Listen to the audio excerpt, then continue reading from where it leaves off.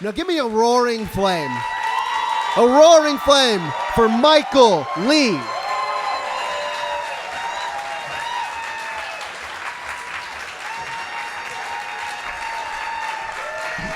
What's up? How y'all doing? The funny thing, Rob, is that's basically how we came up with the title, is I would say something, and then Jeremiah and Hugh Wynn would be like, no, that's not the title. Like, we have a blackboard that me and my dad made, shout out to my dad, in our apartment, and we had like 100 titles up there, and every time they'd be like, no, that's stupid. No, that's really weird. That sounds like a joke you'd make, but a bad joke. But the only worlds we know. So I'm going to talk more about it. I'm going to, say lots of stuff, but for now I'm just going to kind of jump in, get into the poetry.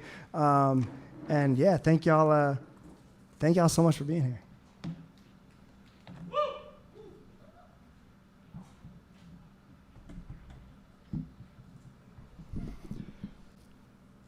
He went back out.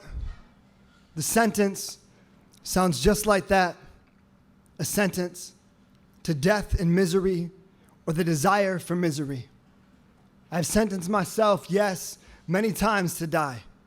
The pills swelling like a fistful of little white pupils in awe of what they can do in the body.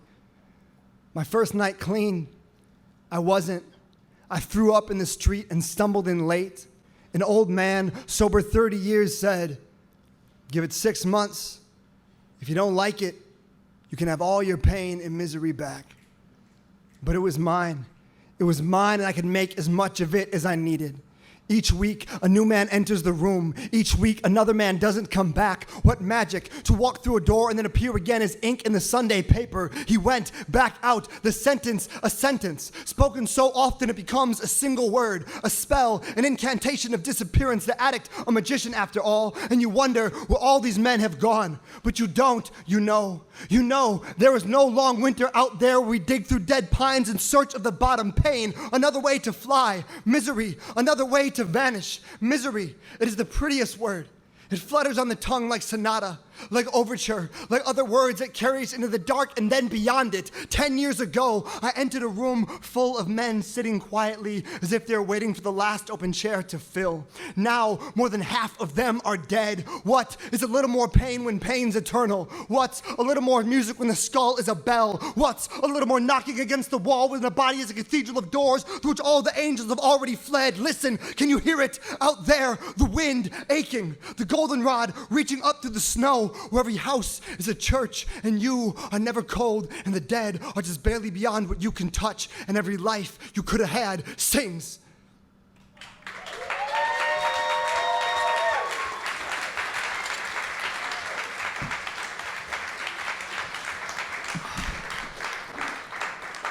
Give it up one more time for Mike Bazette, Jeremiah Ellison, Natasha T. Miller. It's both like a beautiful and difficult thing to like have all your like closest friends be better writers than you and then have to follow them at your own show. But it's really like some of my favorite writers and favorite people are over here, and I really wouldn't have finished this book. I don't know if I'd be alive like without any or all of them. So I love y'all. Yeah. Mike's class was like the only reason that I kept going to school. Jeremiah's had my back forever. T. Miller as well. Like, yo. All right, I'm going to keep doing some poems.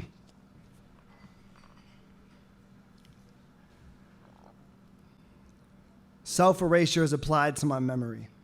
Everyone know what like an erasure poem is? Where you have a poem or you have a document of text and then like you're erasing words or pulling them out. So this is a poem that erases itself as it goes. In the book, it's split up, but it's initially written as a full piece. So I'm going to read it as such.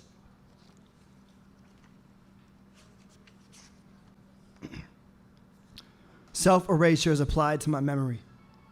24. It was the season of ghosts locked in the window panes and the cellar lamp, the grindstone abandoned amongst the coal. Generation after generation. It was the year the abandoned house down the block burned to the ground and another fell into itself. and both sprouted into strange mansions with ghostless windows and storyless attics. My grandmother became the bedsheets, though thinner than the bedsheets, until she vanished like the words, "I love you," just hours after I last said them. Sometimes I believe I had given her permission to go. My ego tells me this. It was the year the ego grew legs and made things tumble and burn. It was the year I didn't sleep, but could not leave my bed. It was the year of the vanishing, which I had learned from the dead. It was the year I became the pipe, then the couch, then the air as it whistled through my bones like a bolt. It was the year I did not eat unless it was the moonlight or blue light from the television. It was the year I did not dream and spoke only in curses. It was the year magic fell dead in the street like a struck crow and darkened beneath the cars as they left and kept leaving. That year, my friend was murdered, and though I can remember his laugh and his hair, how it came to a widow's peak, his afro a curled crown, I recall nothing else, not his eyes or his body, and now barely his smile. That year, my grandfather also died. I can remember him shaving, but I cannot recall his face or the hair that must have been there. That year, the crops which had not been grown on our land for 100 years came up through the floorboards and from the faucets, and all of our mouths were full of grain and corn and drought and shadows. It was the year I lived on a train and passed the rusted shipyards outside of New York heading into Connecticut. The train burned and burned like a whistle and drove straight into the sea. That year, from the windows which I guarded like a ghost, I watched someone else's grandfather feeding his cat on the countryside.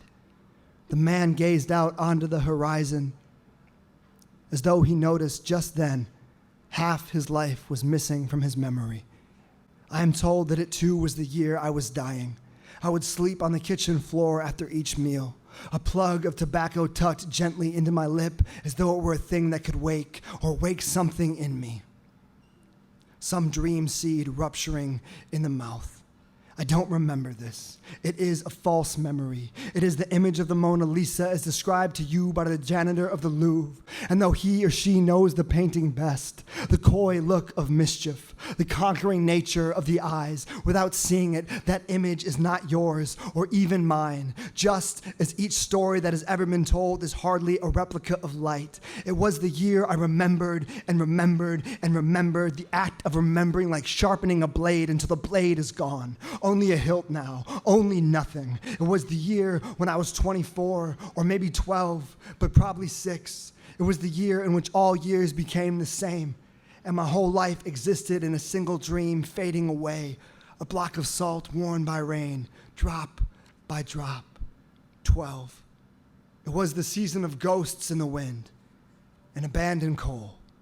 Generation after generation, the house burned to the ground and fell into itself, and sprouted strange, ghostless windows. A storyless attic, my grandmother became thinner than the words I had given her. My ego tells me it was the year the ego made things burn. It was the year I didn't leave my bed. It was the year of vanishing, the year I became the pipe, the air as it whistled through my bones like a bolt, the air as it whistled through the year I did not eat. It was the year I did not dream and spoke only in curses. Magic fell dead in the street and darkened and kept leaving. That year my friend was murdered, his laugh, his hair. I recall nothing else. That year my grandfather died shaving, but I cannot recall his face that must have been there. That year, 100 years came from the faucets, and all of our mouths were full of drought and shadows. It was the year I lived and burned like the sea, like a ghost, feeding the horizon his memory as though it were a dream described by the janitor of love and mischief. Each story that has ever been told is hardly light. The act of remembering, sharpening until nothing. It was the year when I was, or maybe, but probably, it was the year in which all years became the same, and my whole life existed in a single dream worn by rain. 6. It was the season of ghost wind and coal. The house burned to the ground, sprouted storyless words. I didn't vanish. I became the pipe, then the air. I did not eat the dream, only curses, dead dark and leaving. that year was murdered. That year came from the faucets and burned.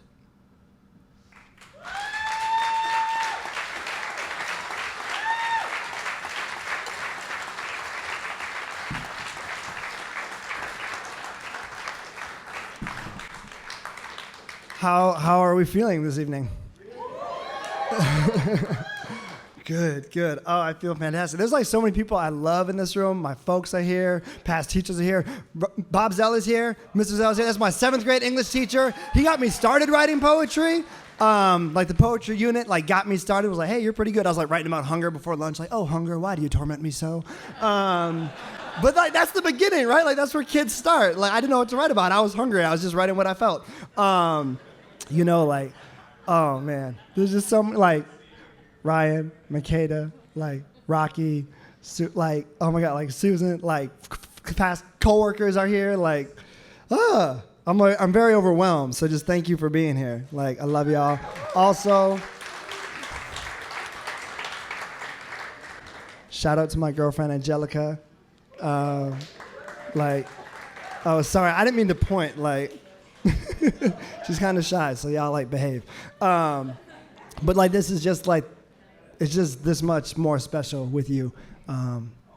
Like it is to share this. So she helped me prep all day, helped me pick my poems and rehearse and be like, you're yelling too much, take it down. I'm like, you're right. So I'm trying to apply the critiques because they were all very, very good. So I love you.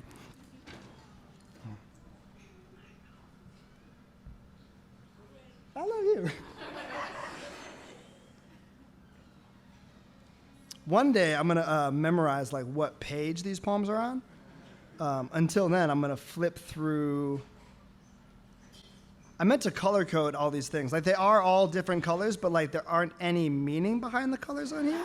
So like I got really close to being organized. I'm like, oh, I'm gonna make the ones in the front blue, the middle ones will be red, then it's gonna be like a darker blue and then gray. But like I'm not reading them in order, so what's the point? All right, this poem's called Indifference. I've stared out a second-story window all day through the soft falling of snow and the intermittent rumble of truck engines outside the granary. I've sat alone on the stage of an empty theater at midnight and played the piano poorly for no one at all. I sat in the last row and watched the stage lights, the dust hovering beneath them, and the musty curtains do nothing at all for no one.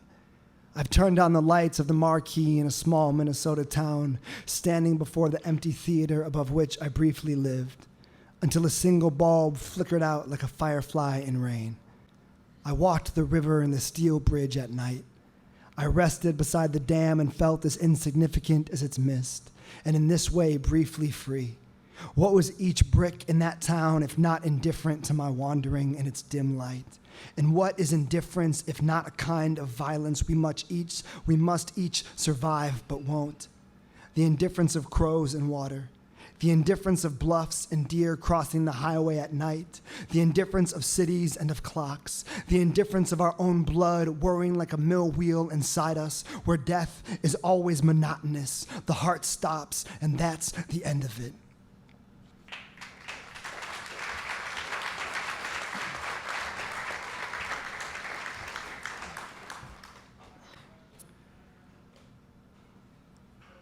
And what does it mean when you and your love sleep in the same bed for the last time, and you lie awake saying nothing because you know it? And maybe if you never sleep, you will never wake, and the birds won't sing, and the sun won't know to rise, and you won't ever be alone again. And what does it mean when you can feel her body only a foot from your own, but you are certain if you reached out for her arm or cheek, you would not find anything other than the sheets still warm. And no matter how close she gets to you now, she will always be out of reach. And what does it mean when finally you fall asleep and both awaken to a gunshot in the dark, like a single string in the instrument of night had snapped, and she crawls into your arms for protection, but of course not the real kind, Because that bullet, if aimed at you, would have gone through you both. And what does it mean when you realize that's all love is? A small and feeble shelter from the inevitable, from bullets and time, from rain and also drought. And if the bullet were just a tool of grammar in the language of the unspeakable, would it not be a conjunction? Would it not be the word and? For doesn't it connect us to the only two worlds we know?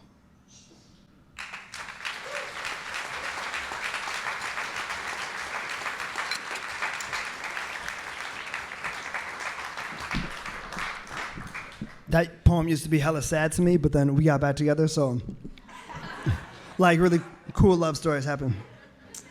Just like, if you're like watching like, I don't know, romantic comedy, you're like, it's not realistic. It is. It's not, don't bank on that. I'm gonna shut it. I mean, leave me alone. I need a movie watching buddy. I can't finish movies by myself. Like, I can't. I just start cleaning or like building something or like shining my boots. Like the Red Wings, you got to take care of them. Yeah, I don't know. I have a hard time staying focused. I think both of my English teachers in the room might be able to attest to that.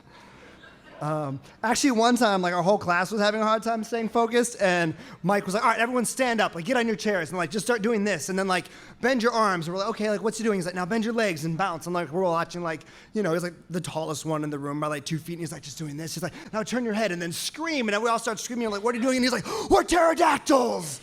Like, and then we all got focused after that. But he's got a certain magic, because like when I taught, I tried that, and when all like my students were really squirrely, and I did that, and then they did not get back to work. They just like they did that the rest of class, and I'm like, how did you do it? Like I've ruined fourth period for myself. Like now I have 30 pterodactyls just like I tried so many things. Like I tried a push-up contest one day, and then they're like, let's do sit-ups next. I'm like, no. We're colonialism. No. Then it just turned into gym class. I was like, all right, you know what, screw it. I don't like the school anyway. You don't like the school anyway. Like, let's just work out. All right. Tapestry in 5 parts. And now for something completely different. 1. Driving through Minnesota in winter. Our family car without heat. The passenger door held shut with rope. My sisters and I in our snowsuits, squeezed into sleeping bags and buckled tightly in the back seat. It is the closest we will ever be. 2. The abandoned house down the street burning to the ground. The neighbor boys and I cheer in its thundering light. A firefighter is dragged from the house, laid unmoving in the street. We tell ourselves he's still alive and continue. 3. In the field beside the ashen ruins of that abandoned house, farm equipment unused since the neighborhood was a farm. A rusted plow the color of embers and clay. New machines make everything into dirt. Then slowly, a cul-de-sac begins to form. 5 mansions erect out of the dust and finish the work of the fire. 4. My friend sits in his car nearby while I grapple with a boy on the sidewalk. I am on top, punching him in the face. My friend, laughing on 3 tabs of acid, cranks classical radio and cheers as he narrates every swing. I continue, an aria, snow falls. I continue, working diligently like fire, a machine, making heat where there is no heat. Somewhere else, more laughter. Perhaps it is mine. 5. It's winter still, always. Somehow, I am above the soil by luck at this point. My friend next door is wheeled from her house beneath a white sheet. Her husband, home from rehab that morning, sits shivering on the front steps and says nothing. We go to a 12-step meeting that evening. He helps me change my tire.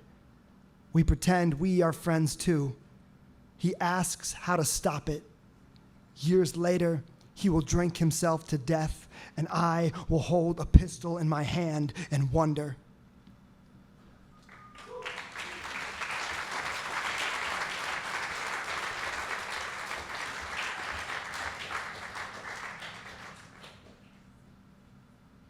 We still doing good? Tremendous. I have no jokes, so I will do another poem.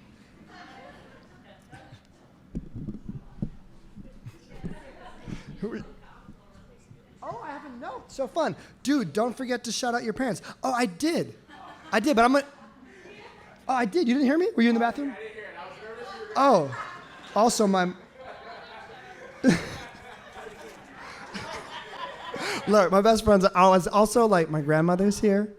So, like, round of applause for my grandma and my parents. And my sister's here. Round of applause for my sister. And my little sister's here. You would be, like, off in the cut, up in the dark. Like, brooding. Where are you? Oh, arms. I see the arms. What's up? Oh, my God, the whole family's here. No, but for real, like, my family's been super supportive, even when I was, like, super making a lot of mistakes and doing a lot of dumb stuff in a bad way. They had a lot of tough love, a lot of hard love, a lot of soft love, whatever. You know, they were really great. And have always supported my writing, whether it was like me walking around and telling the story about, and then the monsters, there's these fangs, but they come out of the ears, and then the monsters with the fangs from the ears come out of the bushes, and my dad's like, yeah, cool, awesome. Like, probably got his headphones in, listened to the Doors, like, he's just actually nodding to the song, and I think he's nodding to my story, but affirming young people's stories is so important. Like, it's so important. Whether you are a teacher or a parent, or you're just like a neighbor to a young person who's telling a story, like, show interest in that story, no matter what it's about. Whether they're 4 or 14, like, show interest in their story, ask them questions. I think one of the greatest gifts I ever got was my teachers never treated me like someone who could become a writer. They always treated me like someone who was a writer then. And like, you know, I hate this dialogue or this narrative of like, oh, you know, do well in school because you're going to need it for college, or do well in middle school because you'll need it for high school, or work really hard now so you can get a job later. Like, what people are doing right now isn't essential, right? Like that, like 7-year-olds aren't experts on their neighborhoods, you know? Like, if you ask an 8-year-old, what does your neighborhood need? He's not going to tell you exactly what it needs and exactly who should be running that. Like, believe young people, believe their stories. So, yeah. And tell stories too. My mom would read to me all the time, all fantasy and really assisted in my imagination. We'd read, you know, The Hobbit and Lord of the Rings and The Pearls of Lutra and Redwall with Little Matthias and the Mice, and like, I love that book. Like, those books were awesome. But reading is super important to young folks. I just got to think and imagine having all of these ideas. Also shout out to my other mother, Kim Ellison.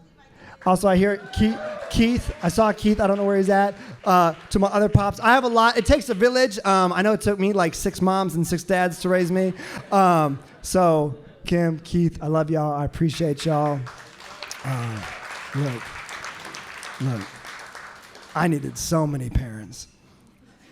I don't know if the Smiths are here, Tina and Arch, but if you are, thank y'all for letting me crash on your couch for those couple months in like sophomore year. It was a really nice couch. I was like, what? This is plush. I'm never going back to my bed. I'm going to run away more often. All right. No, I didn't really run away. I just, Mom was like, go. And I'm like, yeah, I'm going to go. All right.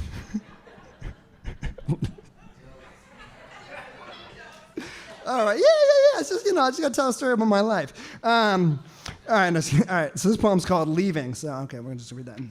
All right. Clean the way a fly is clean, or the way a wound is clean, and a maggot is clean and cleaning. The city clean as a casket before the body is placed like a pill inside of it. Clean as a pipe washed white by fire. When I was a boy, I cursed so much my mother scrubbed my mouth with soap. And now, what curses do I have left to clean the dead? When I left, I drove east in a car painted the same color as my luck. Out of Minneapolis, where the road opens like a stone tulip into all other roads. My last sight of home, a man I knew once driving beside me. When I saw him, I saw he did not see but was a kind of sight. Nothing like the man I once knew, but more like the clothes this man will one day leave behind when he goes. Last I heard, he'd already gone, guided by the winding fingers of meth and its nails made of smoke. What can I say now but nothing? What can I say as I head east and all I hear is a dark rattling, trailing me like wedding cans for the marriage of dirt and rain? What can I say as I pass through Wisconsin's endlessly green and stupid fields? I come upon a car cleaved in two. The bodies it had carried litter the highway like salt.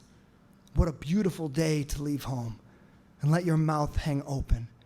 What can I say as I pass torn up highway after highway riddled with skeleton crews? In the right light, this thoroughfare looks like a glimmering bone. I mean, a dark breeze ridden with flies, heat cooking the meat straight from the ribs of deer along I-94 like dead lanterns leading me home. Home to what now? To dirt, to glass, to wind, hollow as a skull and the summer caught inside of it. Somewhere there's a classroom comprised of all my dead friends as they were once, pledging allegiance to a Polaroid developing forever. If old age is not defined by time, but by one's proximity to death, then I grew up with a group of 13-year-olds who were 1,000 years each. Let us sit together now at this table of holy oak. Let us eat well on all the words we do not have the words to describe. Please pass the gunmetal and salt. Let me preserve this documentation of ruin. Some nights I want to stay this way forever. I want to sing until the grass sews my mouth shut. What is the exact key of an instrument decomposing beneath the dirt? Every road east is a single thread in America's long taxonomy of pain. There was no word for a journey comprised entirely of leaving. What left was there to do but go on driving east with everything I owned, past an endless field of sunflowers, 100-mile stretch of yard sales, an 88 Cutlass, grandma's jewelry, a hickory cabinet. God, if I could make money off this memory, I might just give you everything.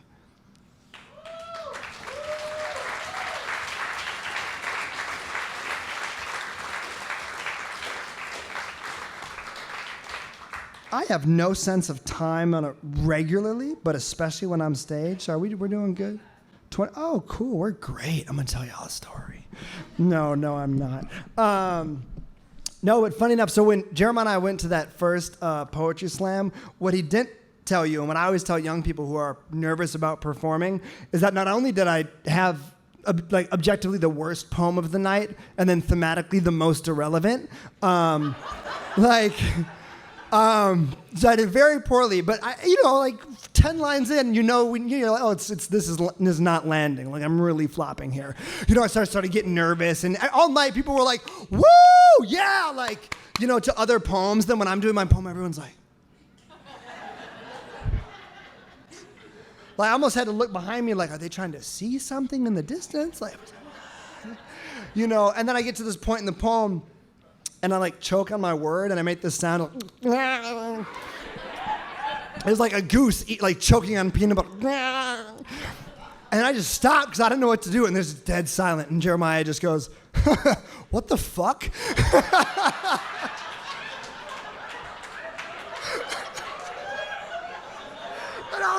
And I was trying not to laugh, but this is a serious, surreal poem about bears and cats named Walter in the forest with goblins and elves. I can't laugh. This is serious stuff. And I really wish I had a draft of that poem somewhere. Thank God it died with my computer of 10 years ago. But yeah, so then I got off the stage and everyone was like,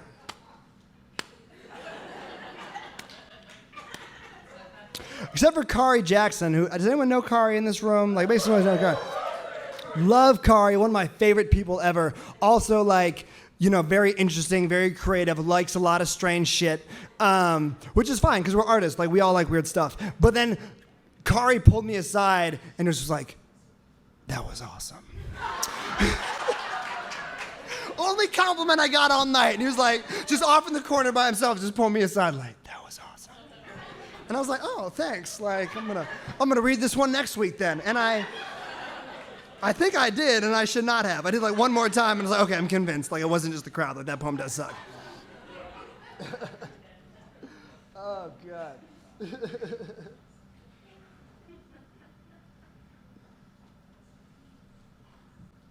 Y'all just make noise. I'm gonna drink some water. I'm gonna hydrate myself. For a moment, it felt like y'all were cheering for me for drinking water. And I wish, like, how affirming would the world be if people just, like, applauded you in, like, a non-ironic or, like, mean way for doing really regular things? Like, yeah, hydrate yourself. Like, eat that fruit. Like, way to go. Like, everyone would just be a little happier. All right, this poem is called Row. The boat fills with water as we cross the wide lake. You bail with a cracked bucket while I row. We both laugh, guided by the campfire burning on the distant shore made of driftwood. Another boat we found smashed among the rocks. Wood lapping against stone. A kind of laughter in its own way. I think in this moment of my name, of that song the church lady sang to me about rowing my boat to shore before I'd been to enough funerals to swear off church for good. Though somehow I find myself praying through my laughter as the water gathers around my ankles. I try it sometimes. Prayer, that is.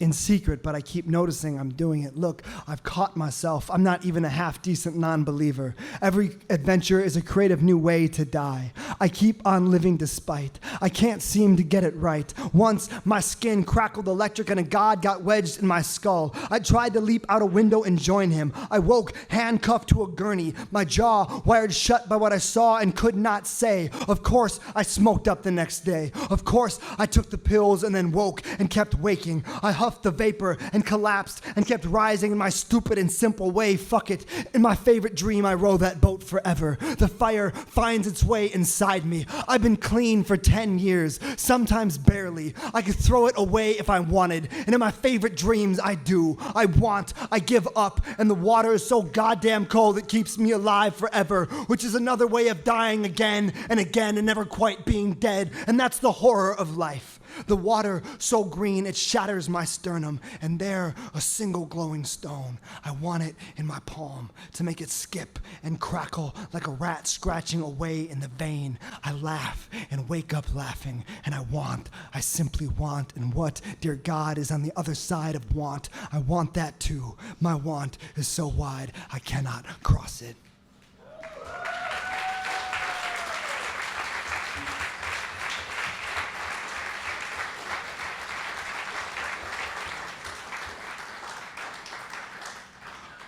All right, we're going to tone it down a little bit. So every couple of years I go and I work on a farm in Norway, milking cows and pitching hay, and I love it. Who's milked cows in here before? One? Grandma, I know Grandma has. I was actually thinking about you, and we had got some free chickens. We were trying to behead them, but he was a dairy farmer, never had to, clean the chicken. I was like, crap, how'd Grandma say she did it when she was young? And we did it wrong, but... So I felt, I know it was really gruesome, and I felt really bad, and I'm writing a short story about it, and that'll come out eventually at some point, and y'all can read it and be like, damn, you should just emailed your grandma and done it the next day. But yeah, so this poem is called Mikkelsplas, because there was a spot by the river that I visited so much, the farmers named it after me, and so this poem is kind of about that. I suppose it simply comes down to this. Once I threw grass seed beside a river. I visited the plot each morning before stumbling half awake to the barn where I would milk the cows for hours, dodging their hard, mud-caked tails. Soon after, the small green haulms beginning to tremble in the breeze. A little more each morning. As fog hid everything else, even my desire to leave, which carries me, I think. I visited so often the farmers named that small stretch of river Mikkelsplas, or Michael's Place. If nothing else, there is a small patch of grass along a river in Norway where children swim in the summer, where the water still carries winter in its melting starlight, and the Swedes come across the border to fish in their waist-high boots and not speak to each other, as they flick their poles back and forth as if casting a spell. I've tried this trick before. Over water and nothing. Over a body stilled by time and still nothing. Years before me, there were others. Before the Vikings and even before the Sami. And one of their stone tools lies in the wooden chest of the farmer's dining room like a secret heart. tilled up one spring years ago. The stone with an ancient line carved around the middle where the hilt of the tool would have been tethered makes its way into conversation over boiled potatoes and fish. I know. You don't need to know any of this, but I have to tell you all the same, because I left that place, and I left this place here to get there. And I'll leave it again. And every summer is hot with my obsession to go. And I wake early and tend to my gardens and watch nothing change until it does. Time flicks back and forth effortlessly and stretches out unspooled. The clock is a more complicated machine than the gun, and certainly the knife, but they all have the same final trick. There will one day be another war and another, and the theory of everything comes down to grass, and is simply grass, which grows long and green and endlessly. There are 100 ways to destroy it, and there are 100 more ways it will find its way back out of the dirt.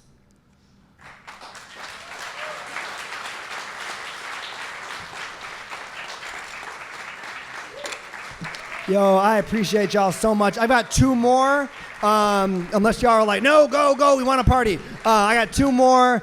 Once again, round of applause for all the poets and the readers that came up tonight. Some favorite writers, some of my best friends.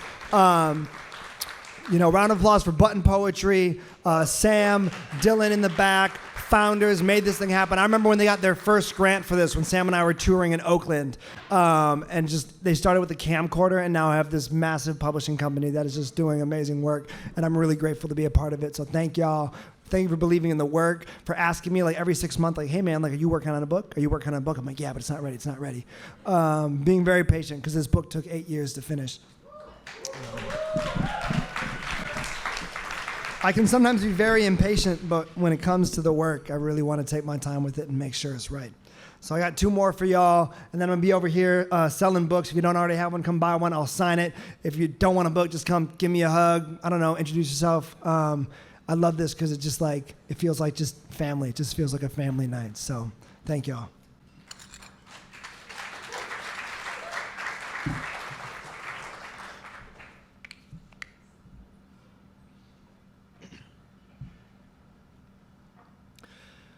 Your pain, or any pain, isn't worth any more than the words we can dig up to describe it. Tell me of the knife, but make it pretty. Tell me of the collarbone reaching out of the skin like a branch, but make it soft. Everyone wants us to spill poetically, in a way that goes down easy. They want us to speak of maps by referring to their borders and not by what's inside of them. I dreamt you still named.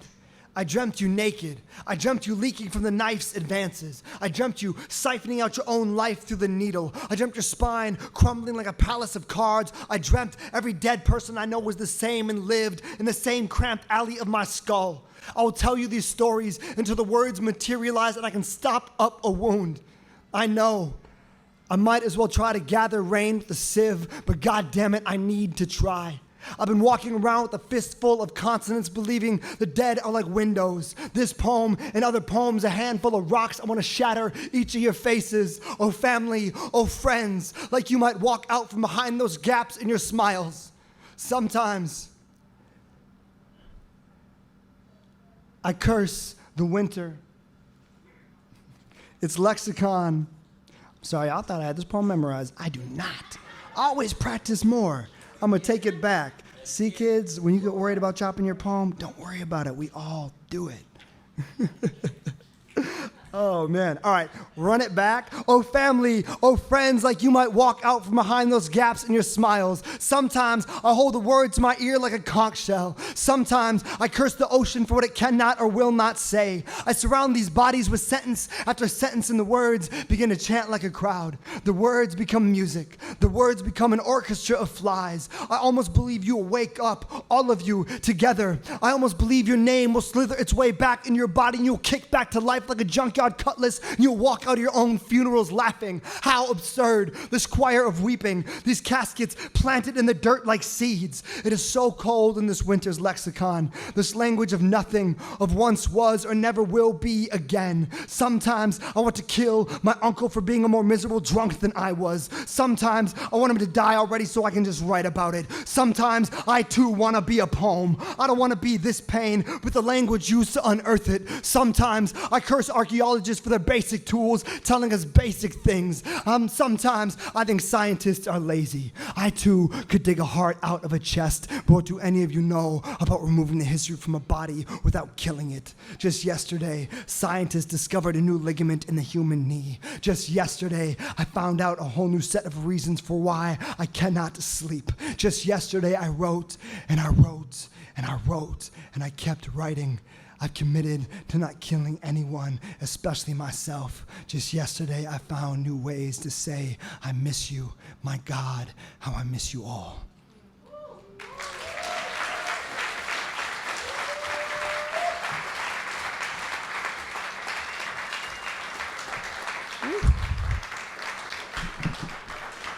May have dropped the poem, but I didn't make a goose peanut butter sound. Like, thank God I only did that once. And I lived it down, so like, everyone can public speak. All right, this last poem is called Finality. This is for a young person that I worked with, for who I consider a little brother, for Don. I'm gonna dedicate this to my coworkers and friends and family in the room from Avenues. I'm not gonna look at y'all because I'm gonna lose it. But we had lost a young person years ago, and he's from Chicago, and we took a group of young folks on a megabus to Chicago where his homegoing service was, and we drove home, and I was writing this poem, and the lights were off in the bus. Now I have the worst handwriting in the world. And Rocky can tell you, because when I started working at Avenues, she called me and was like, hey, really good at the compliment sandwich, by the way. Like, we love what you bring to the table. You're such a great youth worker. You're so patient. You ask great questions. I just noticed your handwriting is a little bit, well, I can't read any of the logs, and they are legal documents, so they do have to be legible. But again, you're a really wonderful youth worker. So glad we hired you. So grateful. But again, I have no idea what you're saying. So if you could just from now on, and we're just going to mandate it, so it's not really an option, but I'm going to phrase it that way. If you could just, type out all your daily logs, that would be great. My handwriting has not gotten better. I work at Appetite for Change now. My boss, the first time she saw my handwriting, she was like, shit, I hired you. She's like, didn't you go to grad school? I'm like, yeah, but they don't do penmanship. She's like, fuck. She's like, my handwriting sucks. I needed yours to be good. I'm like, we're a bad team. She's like, yeah, we're going to get an intern. All right, so I'm going to leave y'all with this. This is for Don. I love you, brother. I was writing it on the bus. Lights were off. I forgot the whole part of the story. We got back to Minneapolis, and I looked at my journal. At some point, it was so dark, I just closed my eyes to write it. And I kid you not, it was the most legible my handwriting had ever been. It was like in a perfect line. It didn't waver at all, and I could read every word.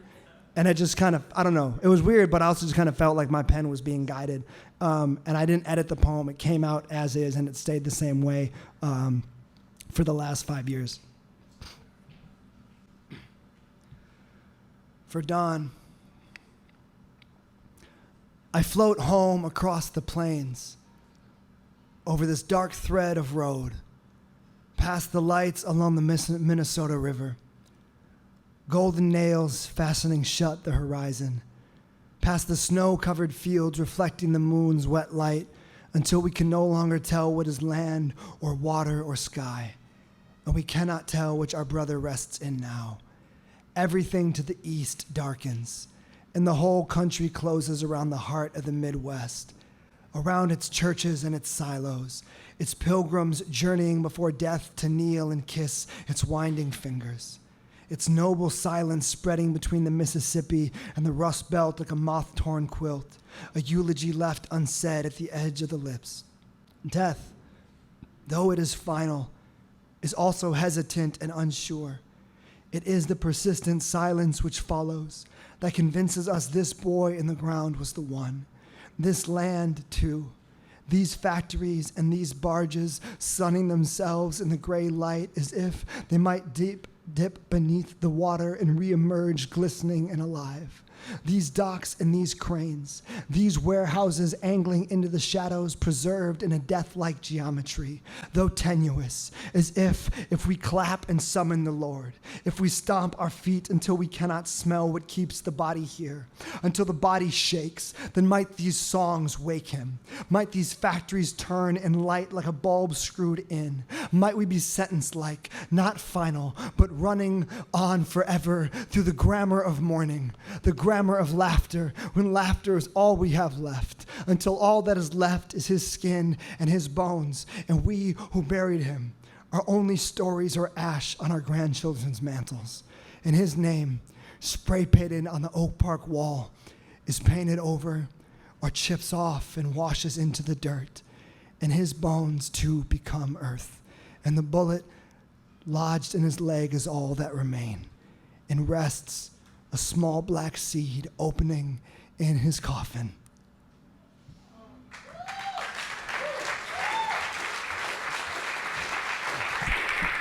Thanks, y'all. This has been a truly magical night. Thank you.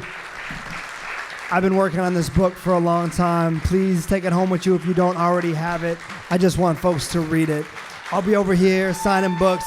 Give me a hug. I love y'all. Thank you.